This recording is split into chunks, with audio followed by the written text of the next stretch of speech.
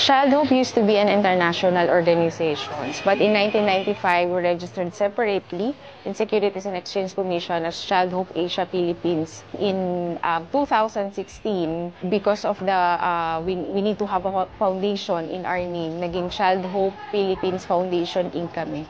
We are 34 years non-government, non-profit organizations working directly with the street kids here in Metro Manila.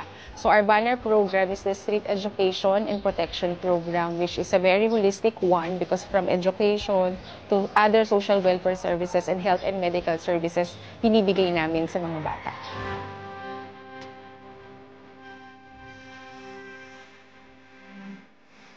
Nung bata po ako, nagkulang po sila sa bata and nakita kami na nanonood and in-encourage po kami ni Nanay Fe na pumasok po and makihalubilo and sumama po dun sa lesson po na tinuturo niya dun sa mga bata. Simula po nung naisama po kami sa job, parang dun po nahasa yung communication skills namin. Also, parang nahasa rin po yung leadership namin as the time na nasasama po kami sa mga training na like to be a leader and also to be an advocate po. So, naging naging scholar po ako ng jobs. Simula nung grade 10 po ako, nagsimula nung pandemic po.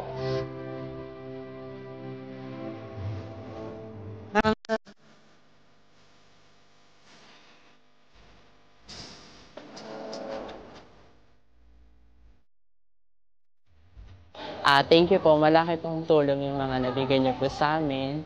And hopefully, sana po magtuloy-tuloy din po ito. And marami pa po kayong matulong sa mga bata na kagaya po namin.